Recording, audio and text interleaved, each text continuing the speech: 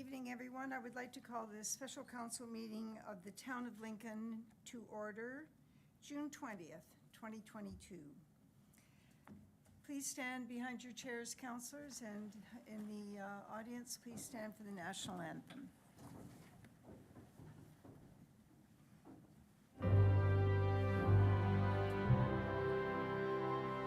Oh, Canada, our home and native land, true patriot love in all of us command.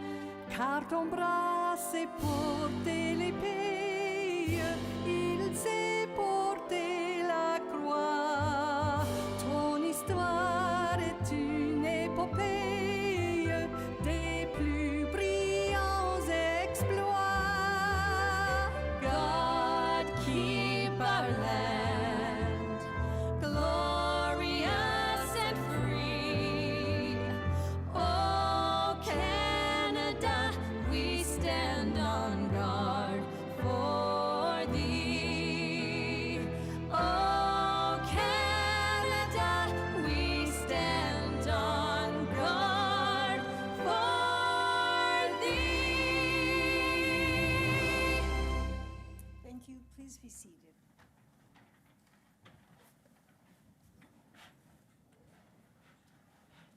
Before we begin, I would like to begin by reading a safety notice. To my right is our clerk, Julie Kirkelos. In the event of an emergency, please evacuate council chambers to the nearest exit through the chamber doors. Obey all instructions given, and if assistance is required, please see the clerk, Ms. Kirkelos. Once you've evacuated the building, please gather in the front parking lot outside of Town Hall. Since we have a number of safety officers here this evening, I would recommend that you join where you find them. They'll look after you as well. The Town of Lincoln Council meetings are also posted on our YouTube channel, so I encourage you to observe there as well. Niagara Region is situated on treaty land. This land is steeped in the rich history of the First Nations, such as the Attawandaronk, the Haudenosaunee, and the Anishinaabe. First Nations, Métis, and Inuit people come from across Turtle Island that live and work in Niagara today. We include the Mississaugas, the credit of the First Nation in this group as well. The regional municipality and the Town of Lincoln stand together with all Indigenous people, past and present, in promoting the wise stewardship of the lands on which we live. All members of council are in attendance in person or remotely. We also have senior staff available to speak to their area of expertise in person and remotely. Mr. CAO is participating remotely this evening. Additionally, we have members of the Niagara West Fire and Emergency Services staff in attendance to receive their fire department service awards, and our regional counselor, Mr. Rob Foster, will be attending, is attending remotely to provide a report. Do members have any amendments to the order of the agenda?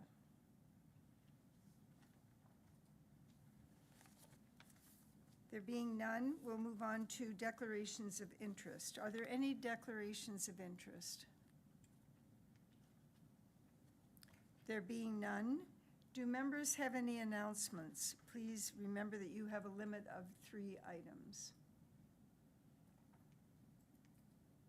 Councillor Njima, please go ahead. Thank you, Madam Mayor. I wanted to take this time to share some exciting news with Council and everyone watching the meeting tonight. Council will recall 3 or 4 years ago when representatives from the Niagara Peninsula Aspiring Global Geopark, or also known as NPAG, came to speak to Council about its dream of having UNESCO designate the Niagara region as Ontario's first global geopark. I'm honored to have been recently asked to join as a member of the board's Government Outreach Working Group, formed to help raise awareness of the initiative. And so I'm going to outline for you briefly some of the exciting progress made.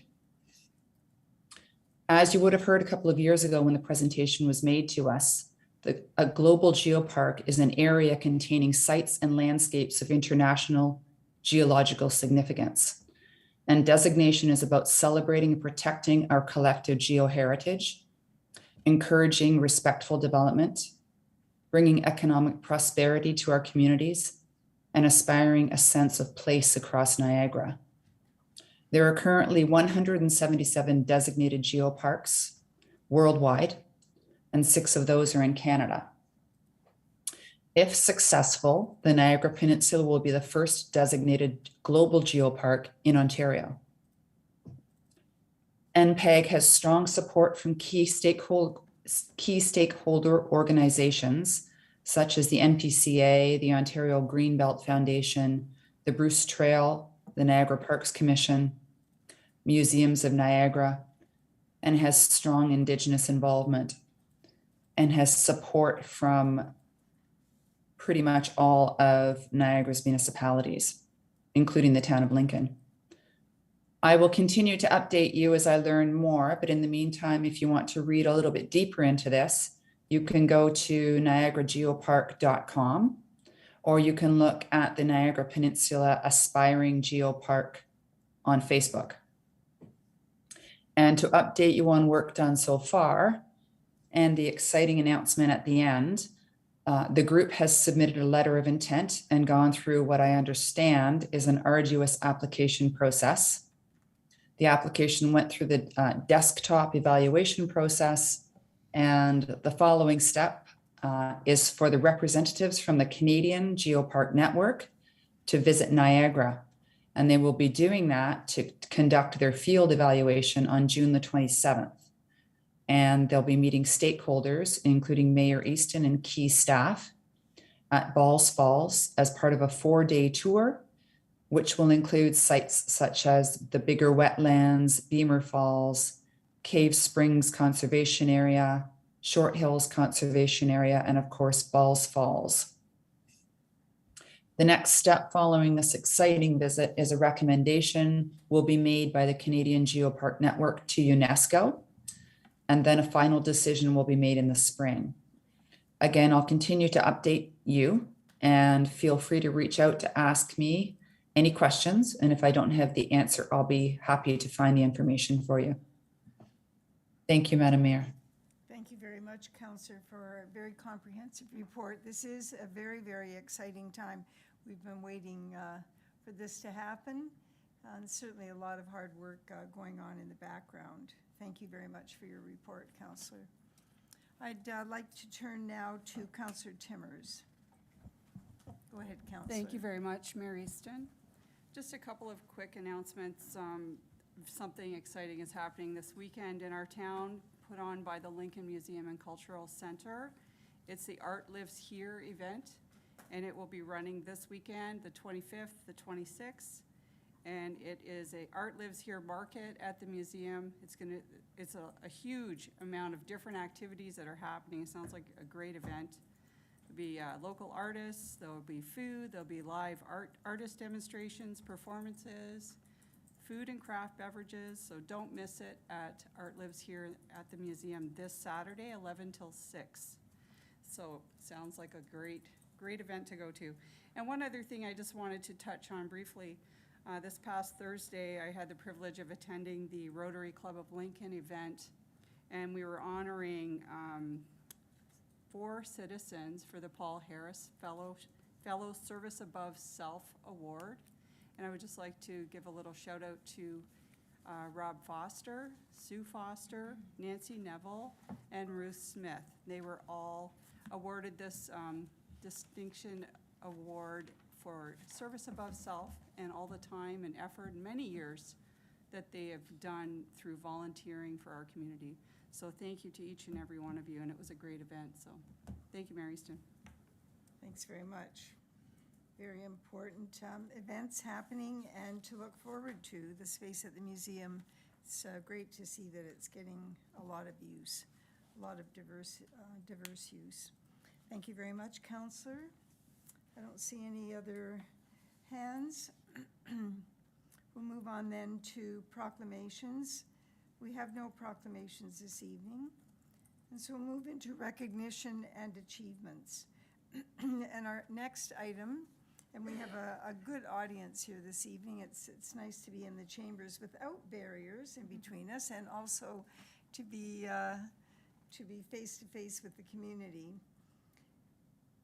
So this item on the agenda is the presentation for years of service as well as fire department service awards. And I'm looking for Chief Hudson. There he is. Okay, great. Thank you. I just wanted to make sure I knew where you were positioned, Chief. On behalf of Town Council, we're delighted to recognize members of our Lincoln Fire Rescue Team. Now part of the combined Niagara West Emergency Services, we're recognizing them for their years of service and dedication to the Lincoln community. Through your service, gentlemen, to the community, you protect the safety and well-being of our residents and businesses. Thank you for your continued contributions to the town of Lincoln. And I will now call on Fire Chief Hudson and Deputy Fire Chief Blake to help present these certificates and awards, as well as our Chair of Community Services and Infrastructure, Councillor Pachariva, will join us at the podium, and Madam Clerk will bring along the certificates, so we've got all of the tools. But before we begin gathering, Chief Hudson is going to present and speak to each of the awards. Thank you very much for joining us, Chief, Deputy Chief. We'll come down after you've made your first presentation. All right, thank you. So good evening, Mayor, Madam Mayor, and members of council. It is my sincere honor and privilege to be here tonight to present and recognize some of our deserving firefighters for their service.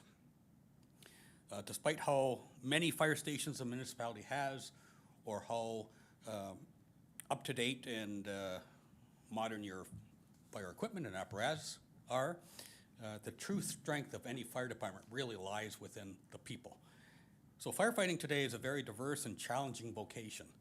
Whether you are a volunteer firefighter in a small rural community or a career firefighter in a large urban department, firefighters today are required to train and prepare to respond on a moment's notice to deal with a wide range of situations, everything from structure fires to motor vehicle accidents, heart attacks, serious injuries, hazardous material spills, and just about every other emergency situation in between.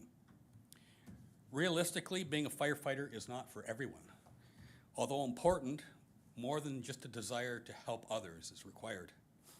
A firefighter also needs dedication, courage, assertiveness, and a willingness to learn and to face new challenges. Unlike the glamorous image portrayed in the movies and on television, firefighting is often hot, dirty, strenuous work, frequently uncertain and unpleasant and hazardous environments, and can take a toll on one's physical and mental wellness. Like most municipalities in Ontario, Lincoln relies on a complement of dedicated and fully trained men and women from all walks of life to serve as volunteer firefighters to provide fire protection services to our community. Volunteer firefighters are called to serve at any time of day or night, 7 days a week, in any kind of weather, and often under stressful or emotional circumstances. And I think if you ask any one of them, there are many family events, dinners, sleepless nights that are involved in such a vocation, and I can attest to that as well. Serving as a volunteer firefighter requires a substantial time commitment and the support of one's spouse and family. However, the excitement, personal reward, meaningful accomplishments, friendships, and sense of satisfaction that comes with being involved in a volunteer firefighting team is beyond compare. And I often think, how many other jobs can you look back and say, I made a real difference in somebody's life today? So tonight we are recognizing 5 of our firefighters who joined a long line of men and women who have demonstrated dedication, service, and integrity in the protection of life and property and pursuit of public safety in Lincoln. So the first award is the Fire Services Exemplary Service Medal. The Fire Services Exemplary Service Medal was created in August 1985 and is presented on behalf of the Governor General of Canada to honor members of a recognized fire service who has completed 20 years of service, 10 of which has been served in the performance of duty involving potential risks, and were employed on or after the date of the creation of the medal. Recognized fire services include Canadian fire departments, fire marshals' offices, fire commissioners' offices, and Canadian Forces Fire Services. Exemplary service is characterized by good conduct, industry, and efficiency. And certainly the recipients demonstrate all of those. So we have one of those awards tonight, and it's my great pleasure to call upon Owen Nichols, who has 20 years of service, and we would call on Owen to please come forward to receive your certificate and your award.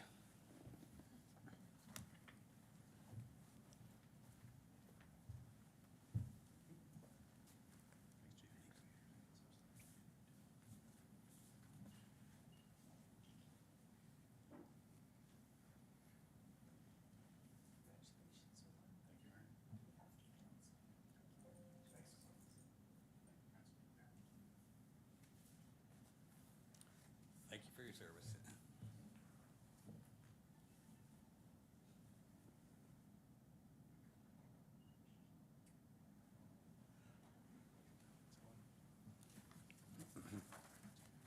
Okay, next is the Province of Ontario Fire Long Service Medal, or BAR. First awarded in 1971, the Fire Services Long Service Medal is an expression of public appreciation for the dedication and hard work of Ontario firefighters. It is officially recognized by the province and is included in the Fire Protection and Prevention Act 1997. Both full-time and volunteer firefighters can qualify for the medal. The Long Service Medal and subsequent service bars are available to those who have achieved a minimum of 25 years in suppression, training, public education, inspections, and communications, who are all eligible to receive the medal. So the first recipient tonight with 25 years of service is Will McPherson. So, Will, would you please come forward and receive your certificate and award?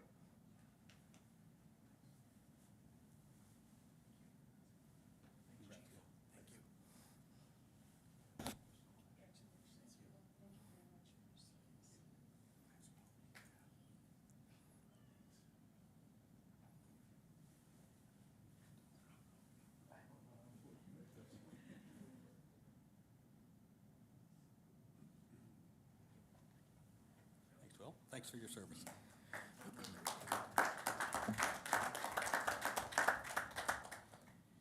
The next recipient is Sean Stevenson with 25 years of service. Sean, please come down and receive your certificate and award.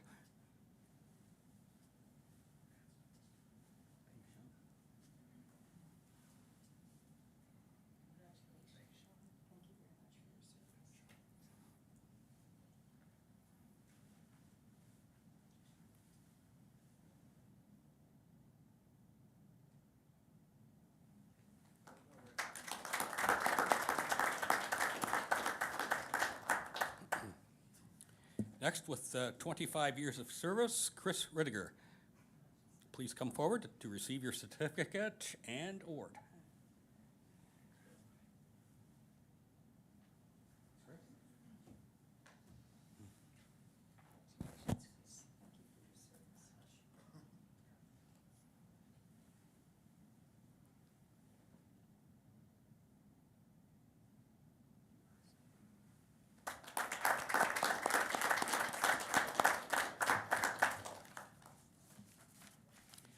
And last but not least, with 30 years of service, Brad Wellings.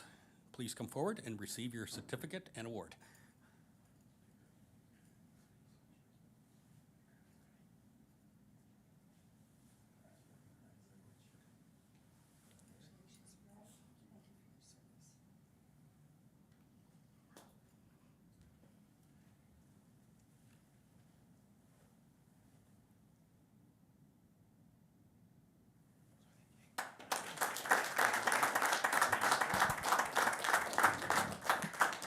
Thank you very much, Chief Hudson. I'd like to call on our CAO, Mike Kirkopoulos, for a few comments. Mr. Kirkopoulos? Thank you, Madam Mayor, and good evening to everyone. Probably won't say a lot more than the chief. I just wanted to personally thank Owen, Will, Sean, Chris, and Brad. Some of you I know better than others, but all of you remain incredibly dedicated. And I think all of our citizens and members of council know that we have a world-class, and I'm going to say world-class service. You guys do phenomenal work, both here and in the other communities that you support. And we're forever indebted to you and to your families, because each time you're called out, I think none of us know what that looks like and what that entails. And so my sincere thanks on behalf of Greg and Bill and our entire senior leadership team. Thank you.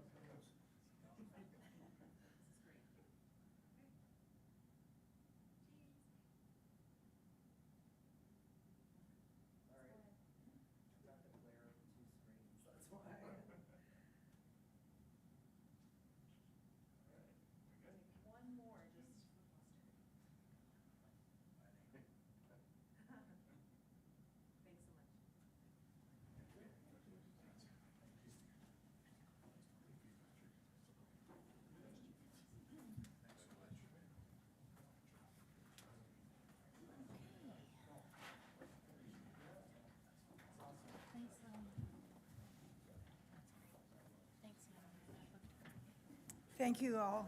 Gentlemen, thank you very much. And again, from council, on behalf of council, to all of the families, for all of your dedication and support. Thank you.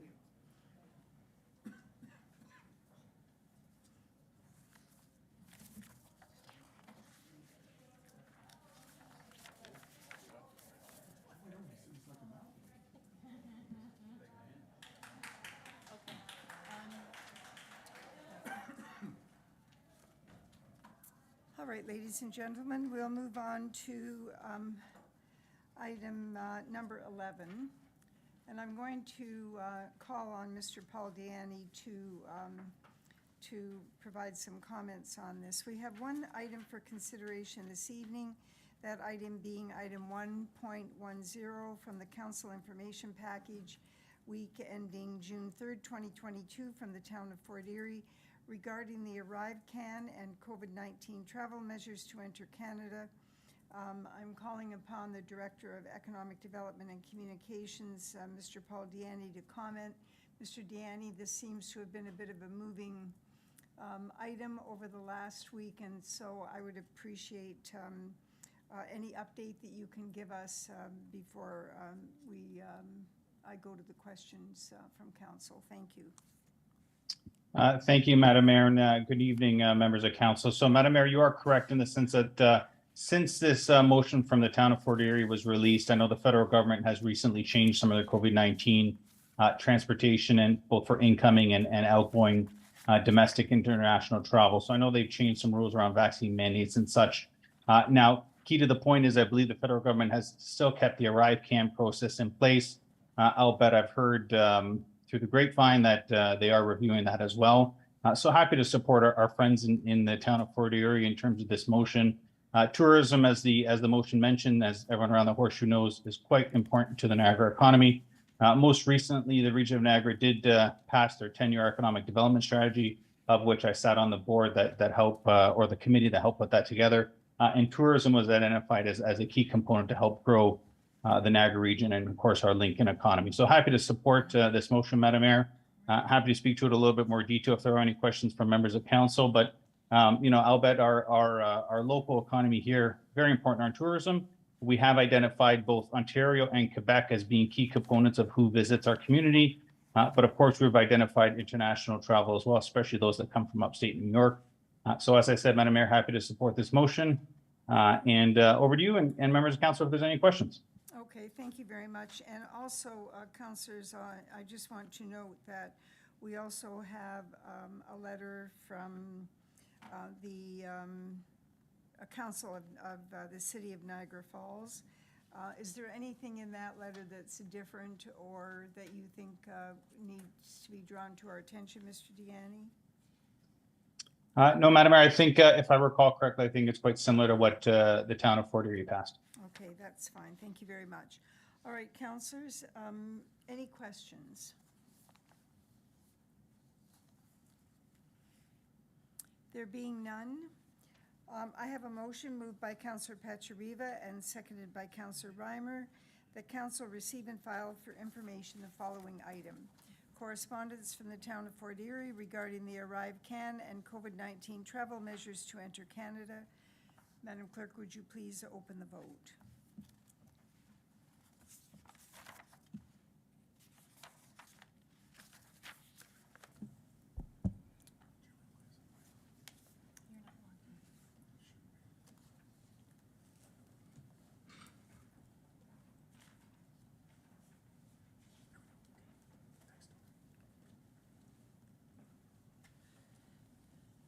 Everyone has cast their vote. Councillor Regima, have you logged in? No, I'm not able to from my laptop. Okay, can I get your vote, please? My vote is yes, thank you. Thank you. And I will close the vote. And that carries. Thank you. Thank you, Madam Clerk. The vote is carried. Thank you, councillors. We're moving on now to item number 13, recommendations from standing committees. And we're considering the following. Committee of the Whole minutes of June 6, 2022. Do members of council have any questions? Councillor McPherson? Go ahead, Councillor. Thank you, Madam Mayor, and I do have a question with regards to item number 7.2.4, Emergency AD, a session report, Cider Press, CS-08-22. Okay. It's on the June 6th. Just, it's Oh, going it's to the be next item? Yes, Pardon just- me for I'll come- jumping the queue there. That's quite all right. I'll come. I'll be back. I'll come back. We'll catch you in a minute. All right, any other questions? I don't see anything. I have a motion by Councillor Brunet, seconded by Councillor Pachariva. The council approved the following recommendations from Standing Committee, Committee of the Whole minutes of June 6, 2022. Madam Clerk, would you please open the vote? Vote is now open. Councillor Regima, may I have your vote? Are you in support or opposed? In support, thank you. Thank you. Vote is now closed. And that carries. Thank you. The vote is carried. We'll move on. Thank you, Madam Clerk. We'll move on then to the next item, which is the recommendations from Standing Committee, Committee of the Whole minutes of June 6, 2022. Do members have any, wait a minute, I'm like Councillor McPherson, I wanted to go ahead of myself. Just a moment. Just bear with me. I know where I want to be, but I don't have my papers sorted out. All right, this is the Committee of the Whole minutes of June 6, 2022. The motion is moved by Councillor Brunet and seconded by Councillor Pachariva. And I'll turn to Councillor McPherson, who has a question. Thank you again, Madam Mayor, and I think we've got the item 7.2.4. So in that report, it was recommended that due to the current state of the cider press, that it be deassessed from the museum's permanent collection. And I have since received an email from a concerned resident with the over the potential loss of this obviously very valuable piece of the collection. And I think it's best just to go to that email, and there's really no challenge to the collection or the state of the cider press and the challenges that we have with that, but it was more a recommendation that this concerned resident had, and this is maybe through you to the staff, that if we can fence the object to protect the public now, why can you not permanently fence the object for protection of the public and staff and leave the object standing until it naturally deteriorates? So really, the fact that it is deteriorating and will eventually fall is not in question, and it's more, could we not simply protect the public from the deteriorating cider press and yet enjoy it as a piece of the collection for, who knows, 10, 20, 30 years, depending on how long it's going to last. So Okay. maybe through you, Madam Mayor, to the staff. Yes, thank you very much. I'm going to go to Ms. Mackay and then allow her to triage it out. Shannon, do you have any initial comments on this, please? Thank you, Councillor. I do. Thank you, Madam Mayor. To the councillor.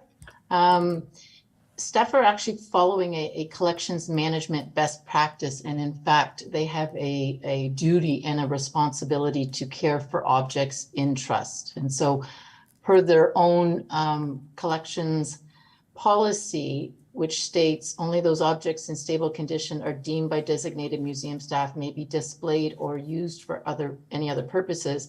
Objects should not be put in environmental conditions that put the object at undue risk.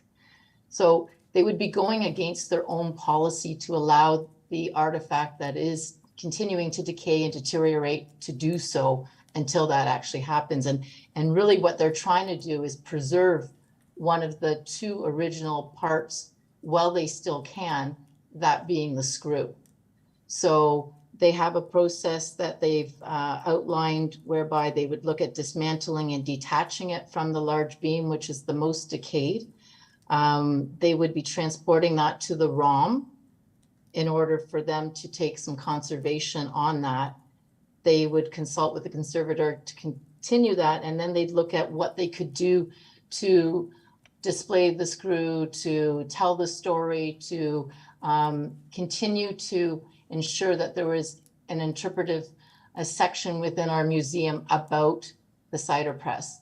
They would consider things like potentially a working replica, smaller, that could be used in our children's gallery. So there's lots of great things that they're looking at in recognizing that they would deaccession this, and they would actually deaccession the entire cider press and then reaccession just the screw once they've been able to do the preservation work on it. So I don't know if I've captured everything, and I can certainly go to Ms. Wilson, who is also on the meeting. I'm going to check first with Councillor Ms. Mackay. Councillor McPherson.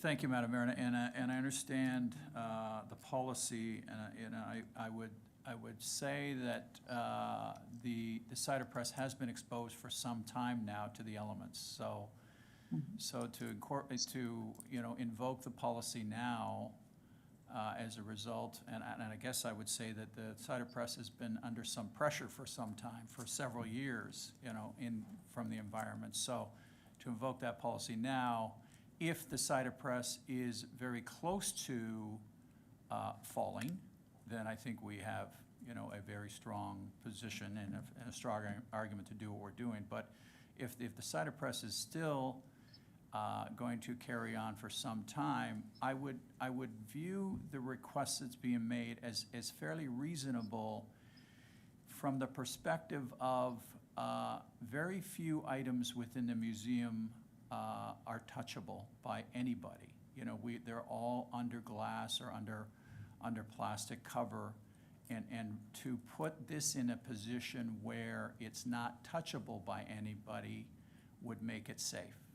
So I guess those would be my thoughts to respond to that response, if you will. Thank you, Madam Mayor.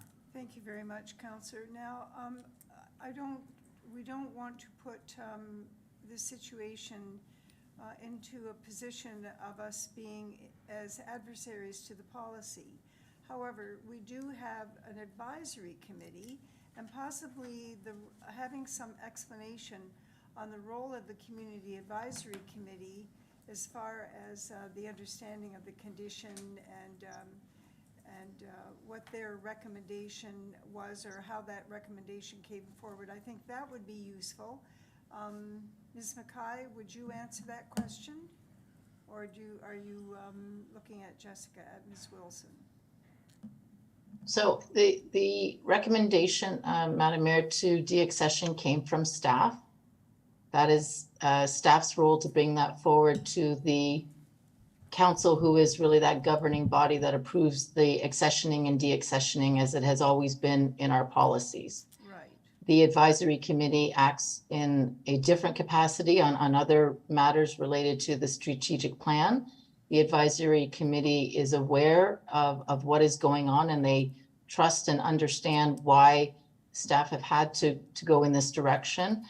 And just if I may, to the councilor's points, there hadn't been a recent proper and formal evaluation done with an expert, such as the conservator, who did the assessment on the basis of staff's recommendation once they were on the site and working with the buildings and the assets that are on the site.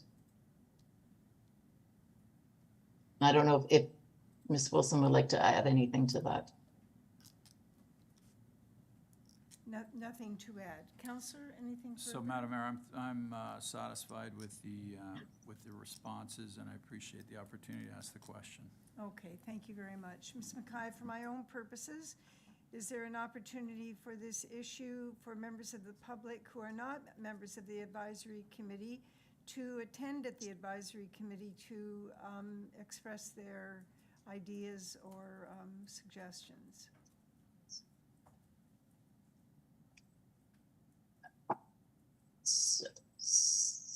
So what is, Madam Mayor, what is going forward tonight is the approval of what council already approved, which was to deaccession and move forward. So I'm just a little confused as to the question. Fine, I'll leave it at that, and I'll ask the question after we vote on the minutes. Okay? I don't want to confuse the issue. They're two separate issues. Madam Clerk has a comment. Thank you. Thanks, Madam Mayor. So through you, I'd just like to note, for any advisory committees, they are open to the public to delegate. And so any member of the public, once we publish those agendas, similar to what we do with council agendas, if a member of the public wishes to speak to an item on those agendas, we are absolutely open to receiving delegations at that time. So I just wanted to remind council and the public of that also. Thank you. Okay, that's very helpful. Thank you. Councillor McPherson? Thank you very much. Thank you very much, Ms. Mackay. All right.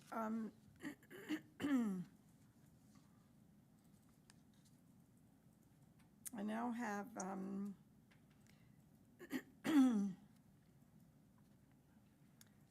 I have a motion moved by Councillor Brunet and seconded by Councillor Pachariva. The council approved the following recommendations from Standing Committee, Committee of the Whole minutes of June 6, 2022. Madam Clerk, would you please open the vote? Thank you, and the vote is now open. Councillor Ojima, may I have your vote, please? Are you opposed or in support? In support, thank you. Thank you. Madam Mayor.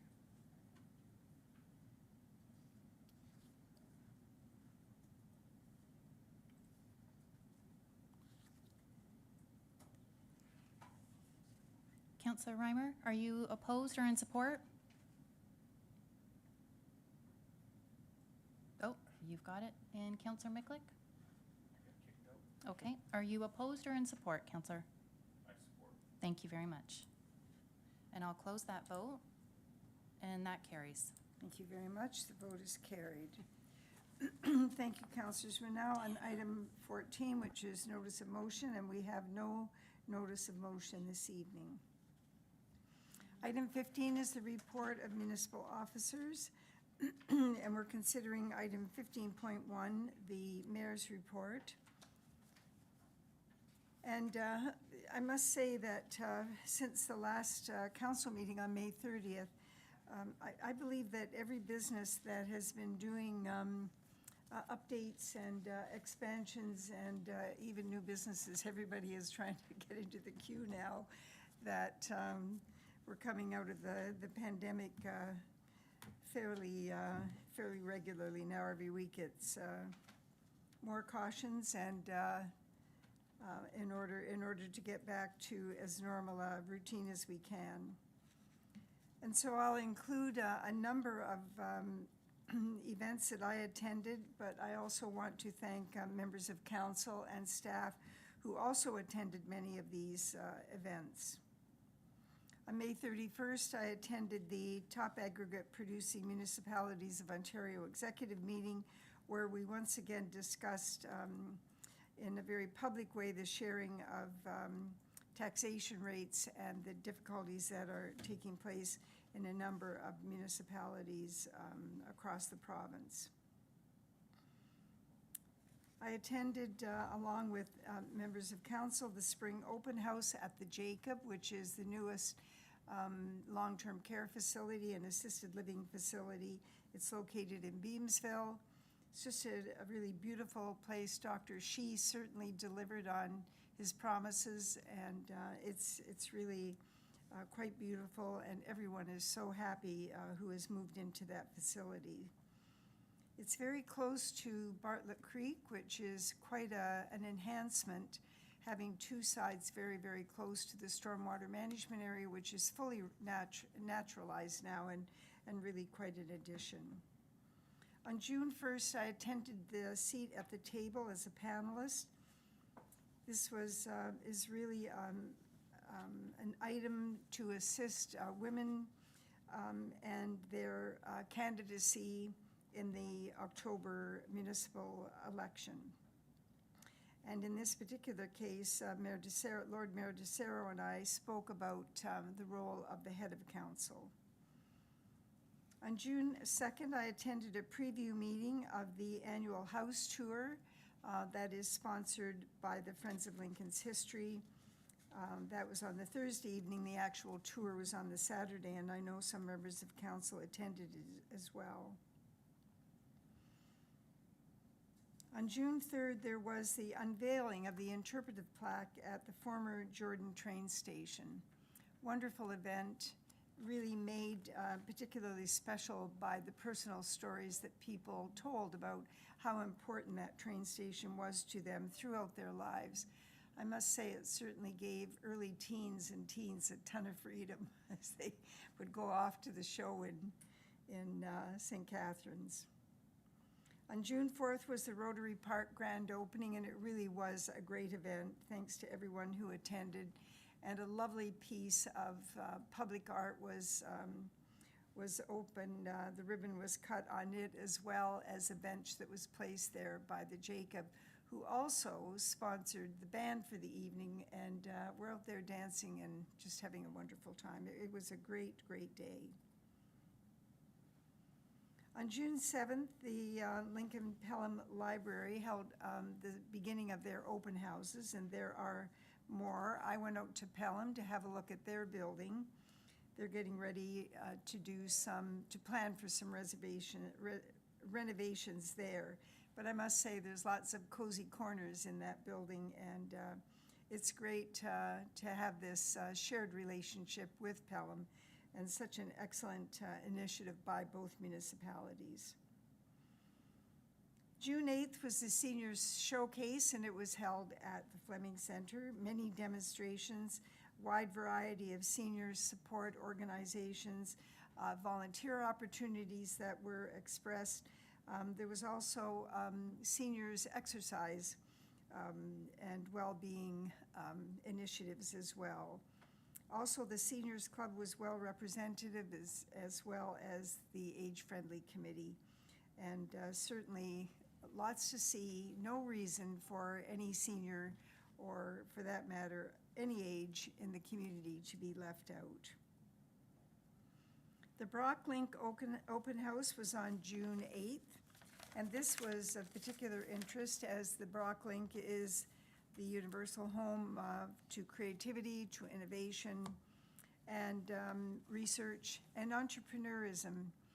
It was the guest speaker spoke to the value of mentors and mentees in a way that I've certainly never heard before, and touched on the initiatives as part of private and public sector future success. It was very enjoyable, very, very enjoyable. The Mayor's Advisory Council on Coastal Resilience was held on June 9th.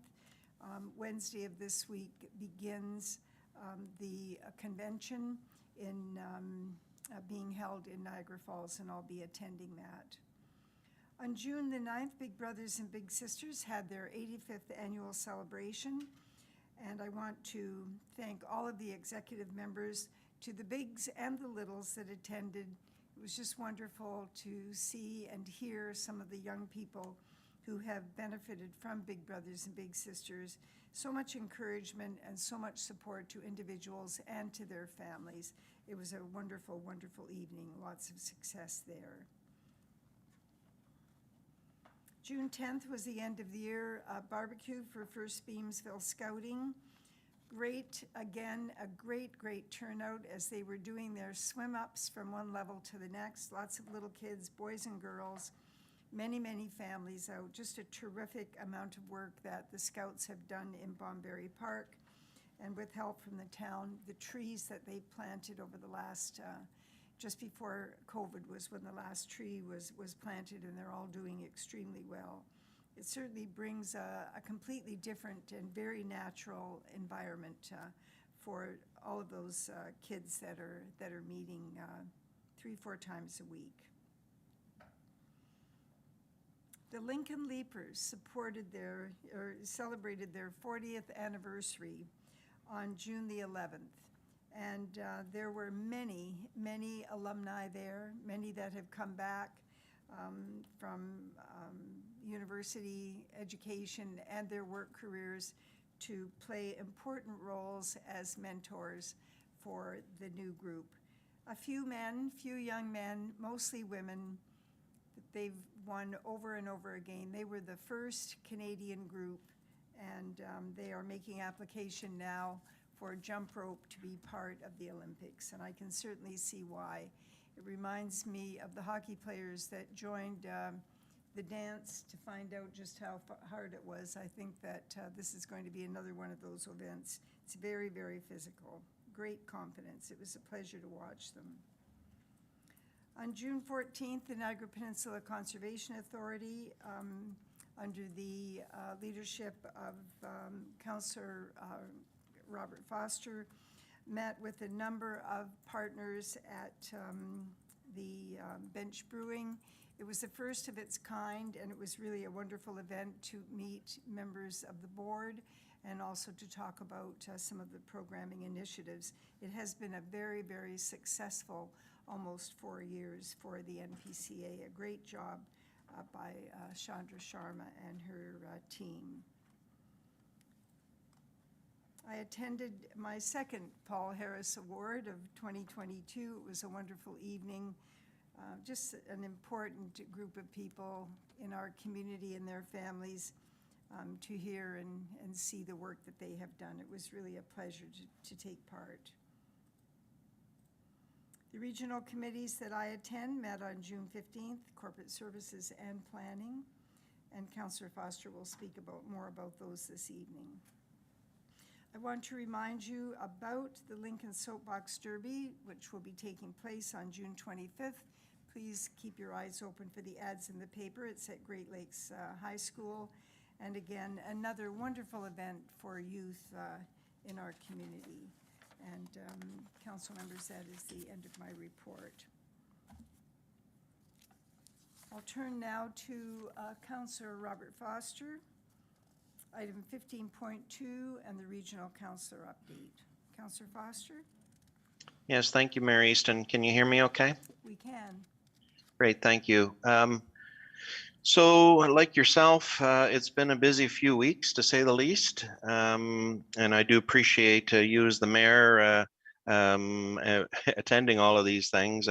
I'm wondering if Tony still knows your name, but anyway, I'm sure you have a lot more coming up as well. On my side of things, yes, just to briefly mention, I do want to thank you for coming to the NPCA event this past Tuesday evening. And it was intended to be bringing some of our past donators to the table. It was an opportunity to talk with the NPCA board, have them talk to staff, talk to the foundation.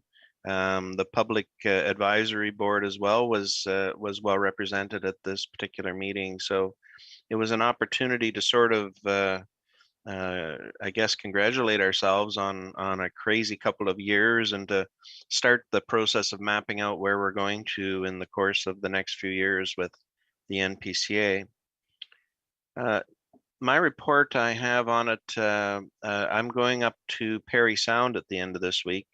The AMO meets as a group ahead of the convention that goes on in August. Now, the interesting thing is that this is going to be the first in-person meeting of AMO since, of course, like everything else, of March of 2020. So anyway, I'm quite looking forward to this. As we know, the AMO convention is in August up in Ottawa, and I'm hoping you guys have got your requests for ministers going in. If you haven't already, it should be going in shortly. And the region is currently working through who it is that they're going to be discussing with as well at the conference. I'm going to be running for the single tier / regional tier AMO position again this upcoming August. So anyway, that's just a piece of the puzzle that's going on up there.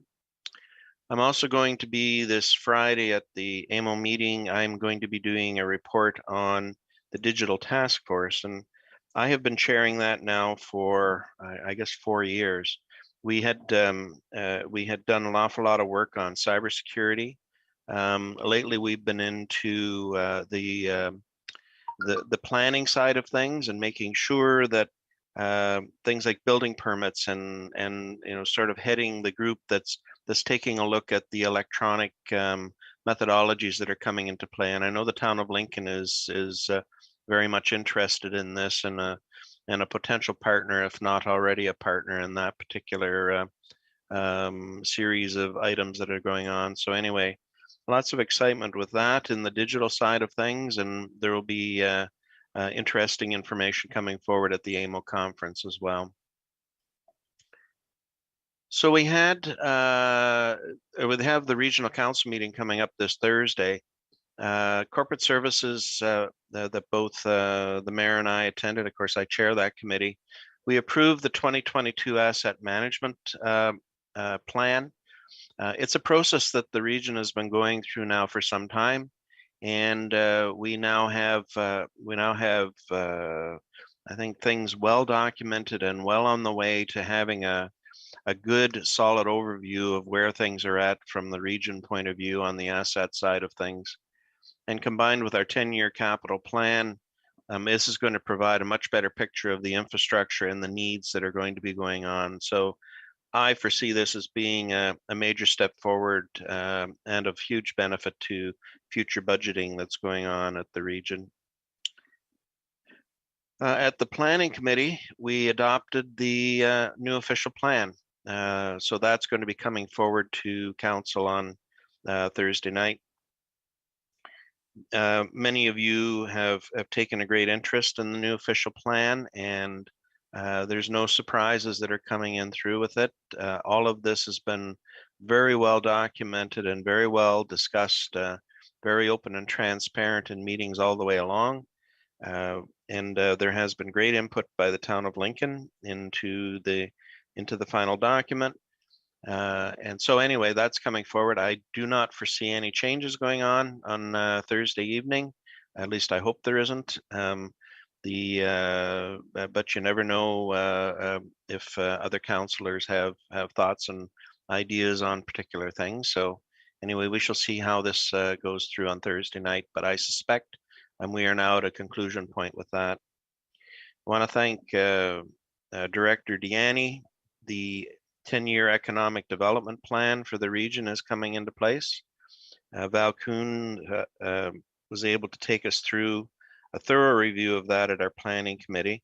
And by the way, that made a heck of an agenda, having both the economic development plan as well as the official plan being two items on that agenda. But suffice it to say that it's an excellent document. And now the interesting thing about it is that there's 6 strategic directions that are laid out within it.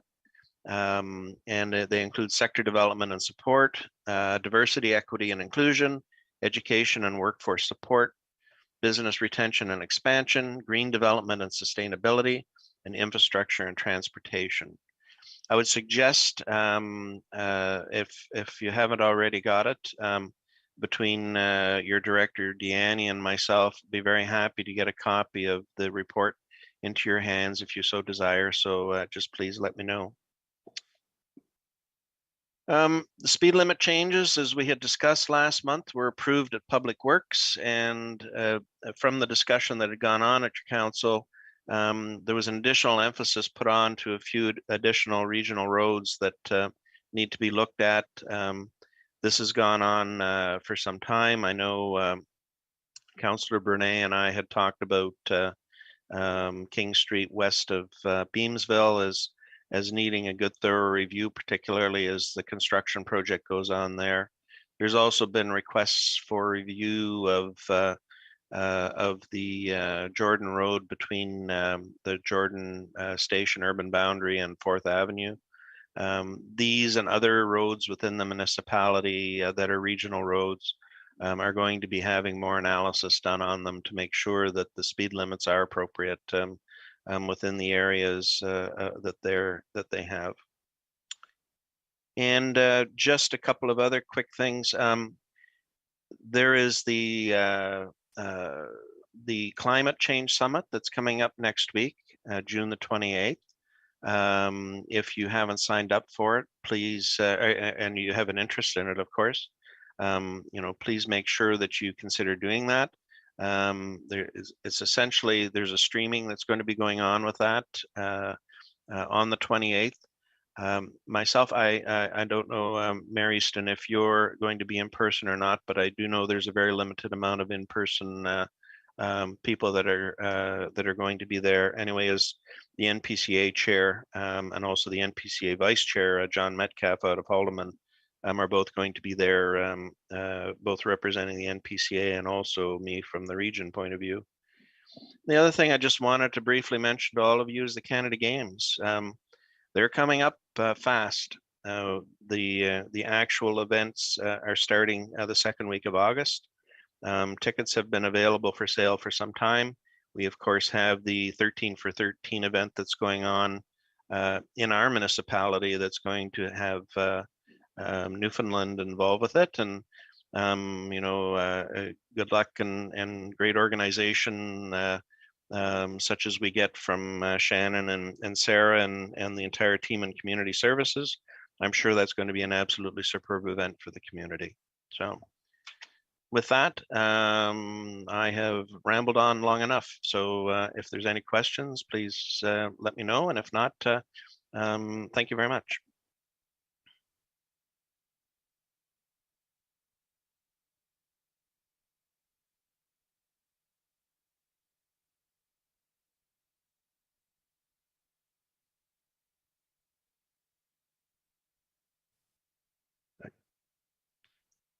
Can't hear anything, by the way. I guess that's because I didn't turn my speaker on. I registered early, I think, because it appears as though I'm going to be attending in person, so. Oh, excellent, great. That'll be great. All right, members of council, if there are no questions, I have a motion moved by Councillor Russell and seconded by Councillor Renjima The council receive and file as information the following mayor's report and regional councilor update. Madam Clerk, would you please open the vote? Vote is now open, Madam Mayor. And Councilor Regima, may I have your vote? In favor, thank you. Thank you.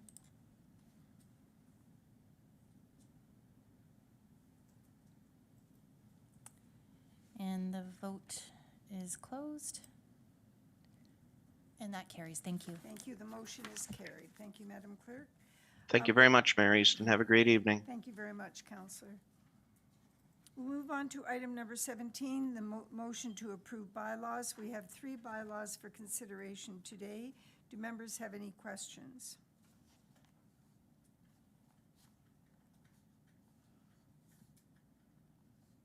There being no questions, I have a motion moved by Councillor Brunet and seconded by Councillor Rinchima that leave be given to approve the following bylaws. 2022-43, bylaw to appoint James Kay as a deputy fire chief for the jointly established fire department for the town of Lincoln and the town of Grimsby. 2022-44, bylaw to regulate the use of municipal parks and repeal bylaw 08-66. 2022-45-Z575, bylaw to amend zoning bylaw number 93-14-Z1 as amended of the town of Lincoln, 2410002, Ontario, Inc. Madam Clerk, would you please open the vote?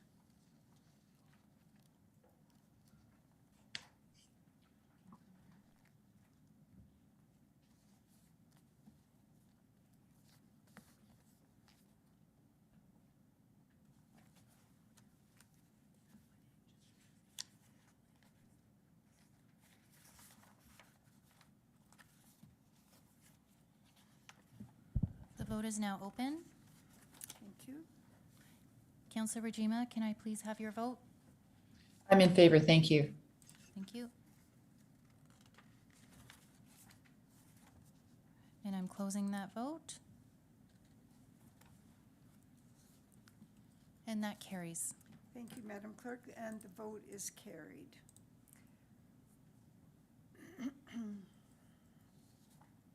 Item number 18 is a motion to confirm proceedings of the council meeting. We will now confirm the proceedings of the council meeting, and I have a motion moved by Councillor McPherson and seconded by Councillor Timmers that leave be given to introduce bylaw number 2022-46, being a bylaw to confirm the proceedings of council at its meeting held Monday, June 20th, 2022, being read a first, second, and third time. That bylaw number 2022-46 be enacted and passed, and that the mayor and clerk sign and seal the said bylaw. Madam Clerk, would you please open the vote? The vote is open. Councilor Regima, I call upon you. In favor, thank you. Thank you.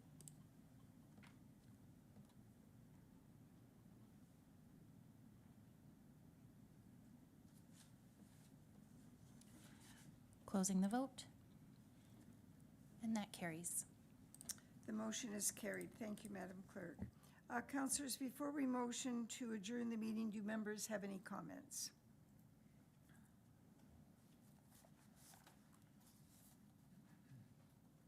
There being none? Oh, I see. I'm sorry. Councillor Brunet, go ahead.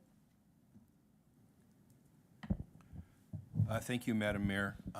Through you, I just wanted to mention, to bring to the community's attention. Earlier today, we received some emails. Councillor Patriva and I, as ward councillors, Madam Mayor, I believe you also received it as head of council, from a resident up in the Vista Ridge development. The email is concerning the removal of trees within our municipality. And the observation has been that over the last little while, there has been some considerable removal of trees. This isn't just in one location, it's in multiple locations. So through you, Madam Mayor, I just want to recognize the residents' concern. We did reach out to staff today. I understand, Madam Mayor, through you, that the Director of Planning is working with bylaw to put a stop work order in on a particular development. But through you, Madam Mayor, I'm wondering if someone from staff could really speak to what the resident is questioning in terms of how the town of Lincoln notifies our residents on how these type of landscape changes are occurring. And, you know, what type of rules are in place, what type of penalties or financial situations can develop, and how we're looking at this as an environmental concern as a community. Madam Mayor? Thank you very much, Councillor. And we have everyone here that could answer those questions, but I'm going to go directly to Mr. Bruder, who is responsible for this area. Mr. Bruder, please. Thanks. Through you, Your Worship. Good questions for sure. That is right. We have been looking at this particular property, responding to concerns we've heard from the residents. And this is a situation where we were made aware of some activities happening on site earlier. We had some what we thought at the time was successful dialogue with the developer, and just outlining the requirements that we need, which are in line with our site alteration and fill bylaw, and as well as our tree policy. Typically, those two pieces of documentation that we have pertain to areas like this. Before a development takes place, we have rules pertaining to vegetation clearing. Not to say it can't happen, but there's certain things that need to be done. One being an inventory of the trees, making sure there's no significant or endangered or threatened species there. Also documenting the size, the health, the species. And really what this is intended for is when this site does go forward for development, we can implement a replanting strategy, which is in line with our tree policy. And our tree policy states what needs to be replanted, reflecting species and sizes. So that information we've been trying to work with the developer to obtain. We were given indication that there was work on this. There was some deliverables submitted, not quite to what we need. Activity did occur today, as Councillor Brunet indicated, and a stop work order has now been issued just to make sure we get everything in place that we need to. Typically from a penalty perspective, maybe I'll turn to Mr. Barkway, but when we have a stop work order like this in place, which now we do, there are some options that we can consider. There can be an injunction route if the activity occurs, something that we've done before to formally stop the work from occurring, even from a court perspective, elevating it to that level, just to ensure that we get that cooperation. So that is an avenue we can take. But again, I'll defer some of this conversation to Mr. Barkway. Thank you very much, Mr. Bruder. Mr. Barkway, are you available to us? Thank you, Madam Mayor. Yes, I am, and I actually can't really add much to what Mr. Bruder's already added. He did explain the situation and the steps that can be taken by us as the town in regards to the developer and what's going on. And we, as he explained, we have issued a cease work order on the property and to the developer at this point, and with direction that they're to contact specific people within the town to get further direction and move forward or see what the new plan would be. Okay, Mr. Barkway, just while we have your attention, would you please describe to council and for the benefit of the members of the public, what is the chain of command, if you will? It's probably the best way I can describe it. When a rule that has been as well entrenched as these, when they've been established, what's the chain of command? How is it possible that a person who's doing the day-to-day work can get so far off track with this? Who do we hold accountable?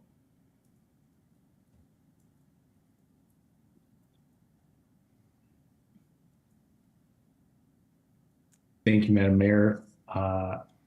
I believe it would be, depending on the situation, it would be the property owner, it could be the developer as well.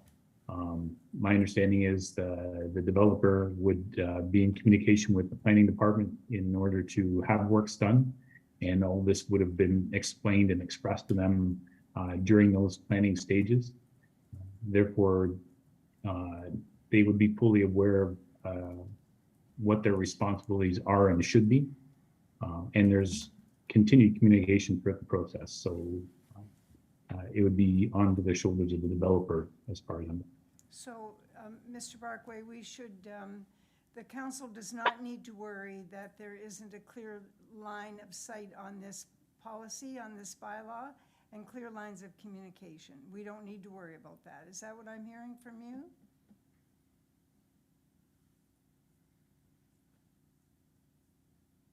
Thank you, Madam Mayor. From what I understand in the situation, I believe we have it well in hand.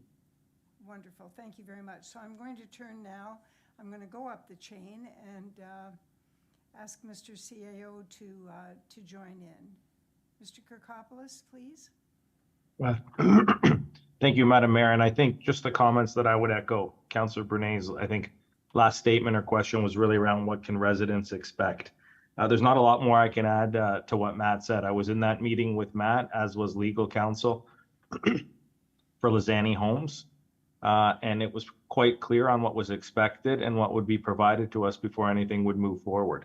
I think in instances like this, I share both councillors' concerns. I share their displeasure with what's going on. I voiced that displeasure less than an hour ago with legal counsel for Lizani Homes. Where it goes, I'm not sure, but I think what residents can expect is when issues like this arise, we're going to respond swiftly. We've always said to council, we try to work with people, and that's people depending on, what the issue is, whether they're supportive of what we're doing or against what we're doing. We take a very similar approach. So we try to get cooperation because that is looked at more favorably in front of courts and quasi-judicial bodies.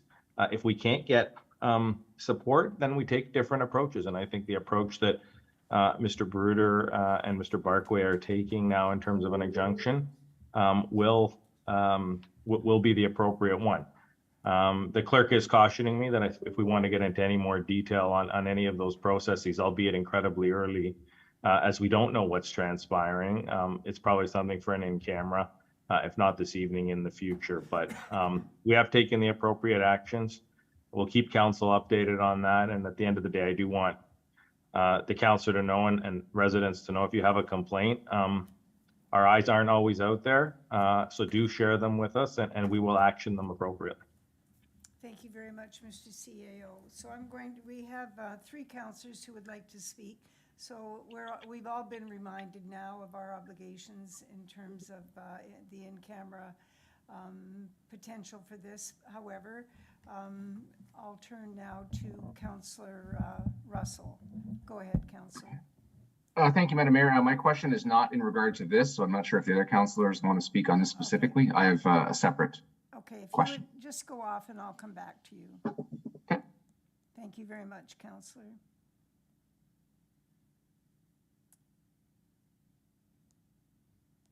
Councillor Pachariva.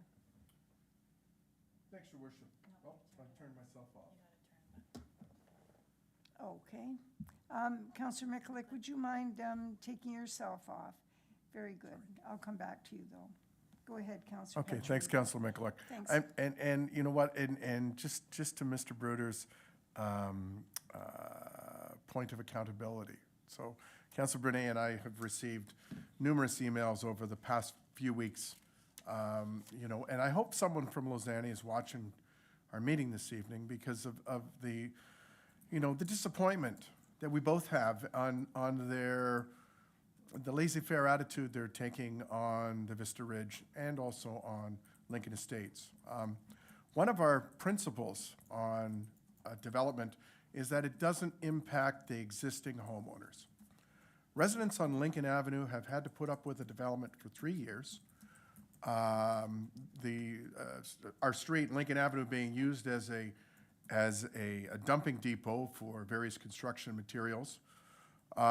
Sod's still not gone in. Homes in Vista Ridge, they're now coming up to their second summer, and sod's not in. So just wondering if we can have those lines and something done to expedite the situation. Okay, Councillor, I want to make sure that we stay clearly on this item, although I certainly don't minimize the concerns that you have, and they've been registered, but Thank you. let's just move on then to the other piece of this.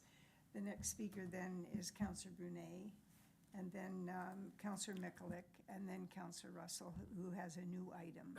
Go ahead, Councillor Brunet.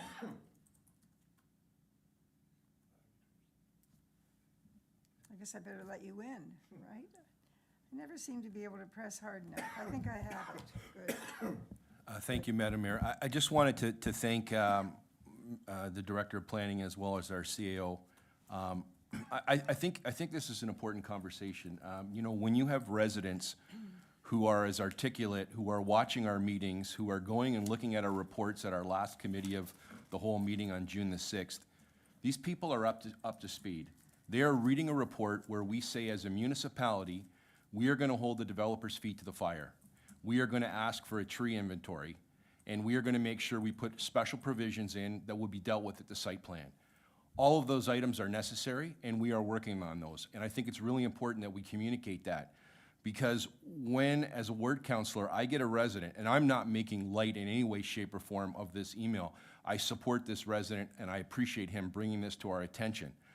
But when he feels, as a resident, moving from a community that looks after trees in the Burlington, Oakville area and comes to a municipality in Lincoln, and his personal belief is that there is a large-scale removal of trees that are being brought to the attention of Lincoln, but the town is not seeming to care. That is a quote from the email. That bothers me, and I think that as a municipality, we do care. I don't think we have to look any further than our recent ribbon cutting at Rotary Park, where we brought in Ontario Green, and we're doing a butterfly conservatories and planting trees. So we do care. I appreciate the staff's comments, but it doesn't mean that we cannot continue to be vigilant, and I believe that's what I heard from staff tonight. So for that, I thank you. Thank you, and your comments are absolutely well-placed, 100%. Thank you very much, councillors both. So I'm going to move on now to Councillor Mikulik. Go ahead, Councillor.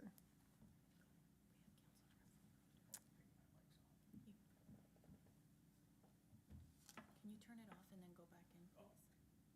Okay. And now turn it on. Okay. Thank you very much. Thank you. Through you to staff, I don't want to drag this conversation much longer, but when municipal bylaw, when we do go investigate or we do a site visit, do we take an inventory ourselves of what trees are there? Currently, right now, I believe we're relying on the developer to bring a tree inventory, and do we have a town arborist that engages with bylaw to do our own tree investigation to see what sort of penalties we can seek down the road? Okay, thank you. Mr. Bruder, would you answer that question, please? Thank you, Your Worship, and through you to the councillor. No, typically, you know, as per our site alteration and fill bylaw, that responsibility to complete that lies with the developer or the applicant or anybody seeking a permit under our site alteration and fill bylaw. We can have, if needed, you know, anybody to, you know, on the town side to review things, but it's not really in their purview, or, you know, it's really the responsibility of the applicant to demonstrate that they've done the work to our satisfaction. So we don't complete the inventory. That'd be an arborist, a third-party arborist, typically retained by the property owner to do that. Thank you very much for that response. Through you, just so how would we possibly know what penalties to impose if we don't know ourselves what the tree inventory would be? Mr. Bruder? Through Your Worship, well, we would know because their arborist would complete the inventory. It's the same thing when you have a development application. If you've got an engineer signing off on a specialist report, the arborist would approach it in the very same way. So they'd be putting their own professional expertise on the line and coming up with this inventory. So it's something that's done by a certified professional. So that would be sufficient in terms of identifying the inventory, the species, the health, the condition of the trees, to inform our replanting strategy moving forward. Well, again, I appreciate that, but my feeling is that the arborist may be a little bit late. And the trees, if they're gone, there's nothing to measure, there's nothing to count. So that's where perhaps we should be doing that ourselves at the time of the infraction or known infraction or formal complaint. Because both myself, and I only jump in because both Councillor McPherson and myself received emails with regards to the same situation. So thank you. Thank you very much, Councillor. And I'm sure that the issue of which professional staff come under the payload of the town and which ones come from the consultants can always be dealt with. There's many areas of specialization that need to be addressed for sure. So your points have been made, and thank you very much for that. This is certainly not a small problem. I've seen the before and after pictures. This isn't even a matter of a few select trees being removed. This is clear. This is just completely cleared. It's all brown. There's no green. Quite a difference from the original picture. Okay, thank you, Mr. Bruder. And any other questions on this matter? Okay, thank you. I want to thank all of the councillors for bringing their concerns forward. And if there are other matters that we need to deal with during budget time, we should be very diligent to make sure we have those on the table as well. So I'm going to turn now to Councillor Russell. If you want to sign in, Councillor. Yeah. Thank you, Madam Mayor. I think I can just do it through Zoom. Okay, that's fine. We can hear you. Through you, Councillor Gemma and I had recently had a resident reach out to us with some concerns about the Metroland news flyers that are delivered around town. I know that this has come up prior, I think in 2021 or 2020. We were very happy that Director McKay went above and beyond to handle this individual's situation by reaching out to Metroland and getting, hopefully, their delivery ceased. But he did task us with a greater question to find out whether or not this is an ongoing issue across the other wards. So we wanted to ask the rest of council if they're continually hearing any updates or concerns about deliveries and I guess the level of service that is being delivered by the Metroland carriers.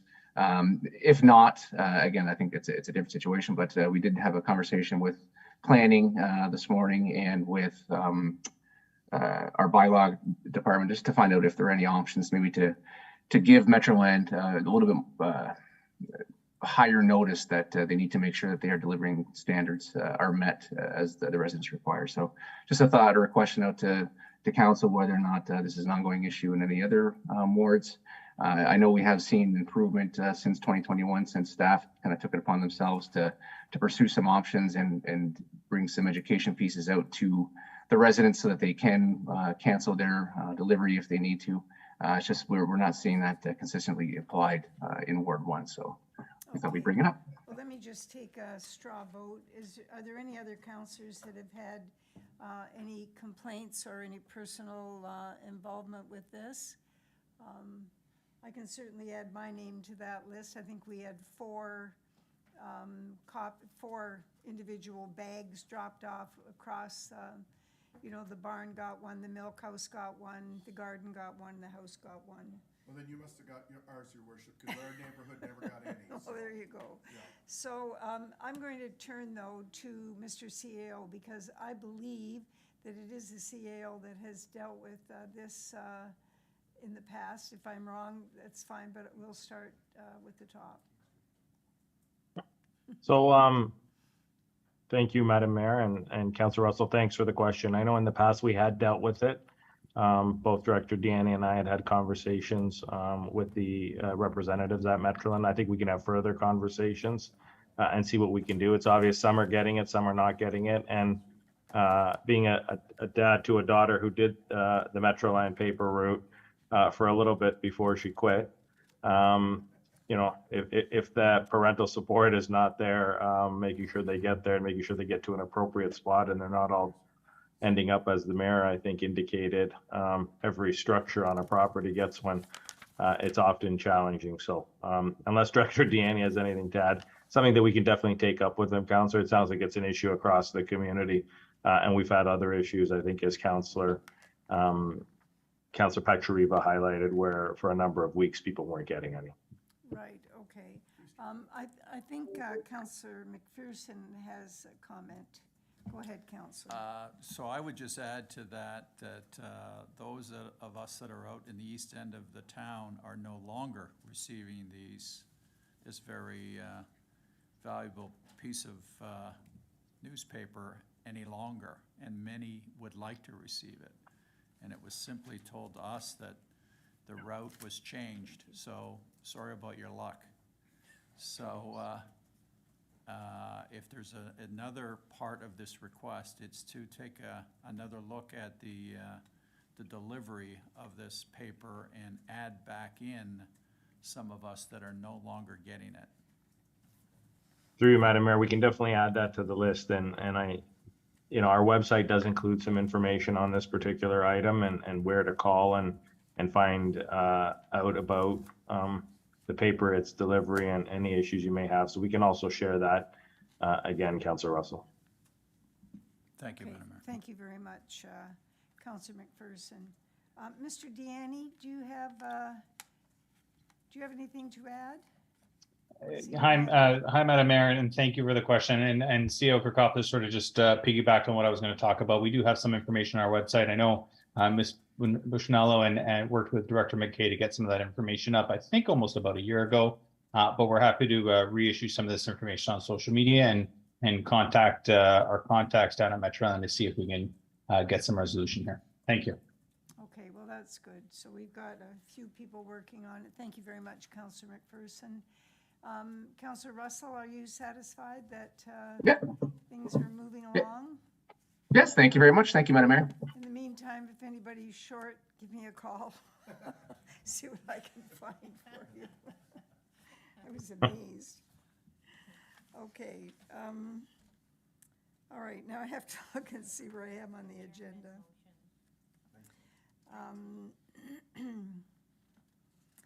I have a motion moved by Councillor McPherson. It's not the one. Yes, well, oh, here I am. Okay. All right, that was comments.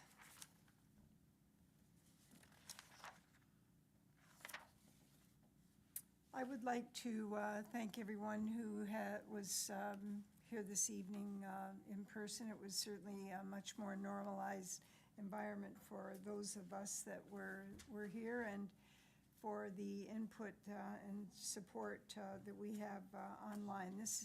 Our hybrid model seems to be working quite well.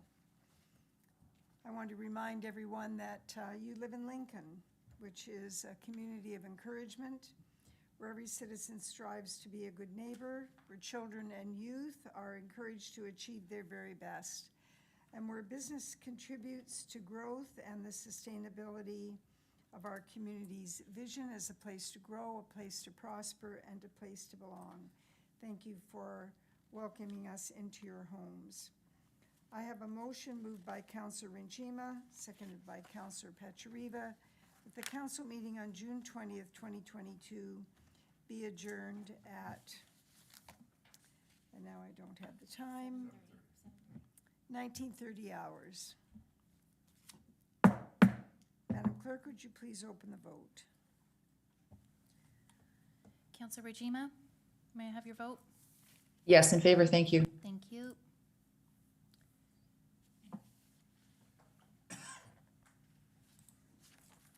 I'll close that vote, and that carries. Thank you very much. The motion is carried. Thank you very much, everyone. Thank you, councilors. Thank you, staff.